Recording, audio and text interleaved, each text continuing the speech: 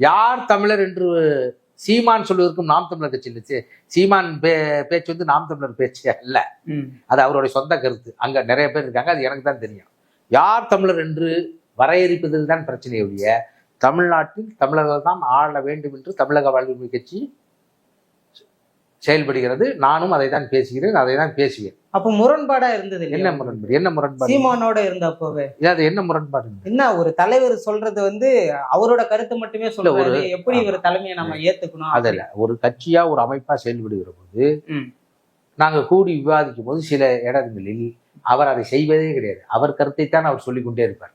இப்போ வேல்முருகன் ஒரு கருத்தை வெளியிடுவதற்கும் அவர் கருத்தை வெளியிடுவதற்கும் நிறைய வித்தியாசம் இருக்கு. ஒரு விஷயம் என்றால் இது வரைக்கும் அவர் 2 தடவை இப்போ செயற்குழுவை கூட்டிருக்கிறார், உயர்மட்ட குழுவை கூட்டிருக்கிறார். நாங்கள் சேர்ந்த 6 மாதத்தில். சீமான் 15 ஆண்டு காலத்தில் 2-3 முறை பொதுக்குழு கூட்டிருக்கிறது. அந்த பொதுக்குழுவில் கூட அவர் என்ன நினைப்பாரே அதையே தான் பேசிக் கொண்டிருப்பார்.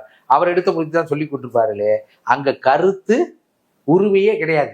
ஆக சிறந்த ஜனநாயகத்துக்கு போராடுவதாக சொல்லிக் கொள்கிற இவர் கட்சியில் எந்த ஜனநாயகமும் இல்லாமல் தான் செயல்பட்டுக் கொண்டார்.